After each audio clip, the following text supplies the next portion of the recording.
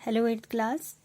आज वर्ग तथा वर्गमूल लेसन में हम आ गए हैं वर्गमूल पर।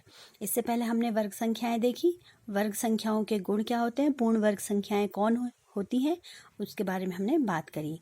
अब जैसे हम वर्ग संख्याओं में आपने देखा 1 से 20 तक की वर्ग संख्याएं निकालनी सिखाई। 2 का वर्ग आपको पता है 4 होता है, 5 का वर्ग 25 होता है। 5 का वर्ग 25 है और इसको हम बोलेंगे 25 का वर्गमूल 5।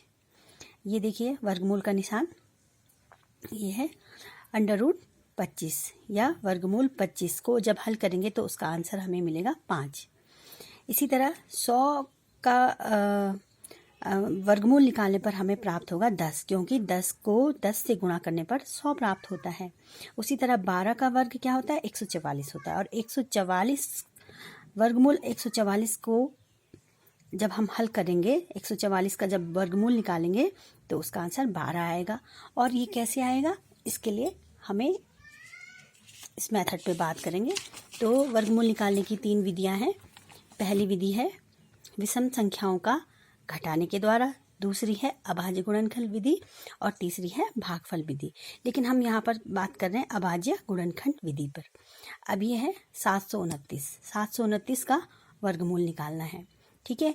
और 729 का वर्गमूल निकालने के लिए यहाँ पर जो अभाज्य गुणनखंड विधि, आप जानते हैं अभाज्य संख्याएं वह संख्याएं जिनके केवल एक और स्वयं गुणनखंड होते हैं अभाज्य संख्याएं कहलाती हैं, जैसे 2, 3, 5, 7, 11, ठीक है। तो अब हम यहाँ पे देखते हैं 729 हमारे पास संख्या है, ठीक है। हम यहाँ इकाई अंक देखें, क्या है, 9 है, 9। तो हम इस संख्या को देखकर हम अनुमान लगा सकते हैं कि यहाँ हम किस संख्या से भाग देना स्टार्ट करेंगे। 2 सबसे छोटी 2 अभाज्य संख्या और उसके बाद है 3। तो हम 729 को देख के हम बता सकते हैं कि हाँ, इसमें 3 का भाग चला जाएगा। तो इस तरह से ये भाग की प्रक्रिया हम यहाँ से स्टार्ट करेंगे। 729 में 3 का भाग दिया, 243 आया। फिर 243 में 3 का भाग दिया, 81 आया। फिर 81 में 3 का भाग दिया, 27 आया, ठीक है। और 27 में फिर 3 का भाग देकर 9 आता है, और 9 में फिर से 3 का भाग देने पर 3, और इस तरह से ये यहाँ पर 1 तक हम पहुँच गए। इस प्रकार ये प्रक्रिया पूरी हुई। और यहाँ पर हमने देखा कि 3 को कितनी बार यहाँ पर प्रयोग किया, उसको हम यहाँ पर गुणन के रूप में लिखेंगे। अब हम अगर इन सभी 6 बार प्रयुक्त किए गए 3 को गुणा करेंगे तो हमारे पास फिर से 729 संख्या प्राप्त हो जाएगी।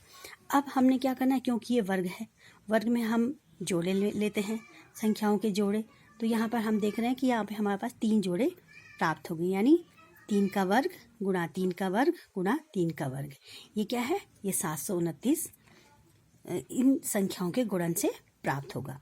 अब इन वर्ग संख्याओं से, इन पेयर से हम एक एक संख्या लेंगे, एक 3 को हम लेंगे और उसका गुणन कितना आया हमारे पास, 27। ये विधि है इसका वर्गमूल निकालने की, ठीक है।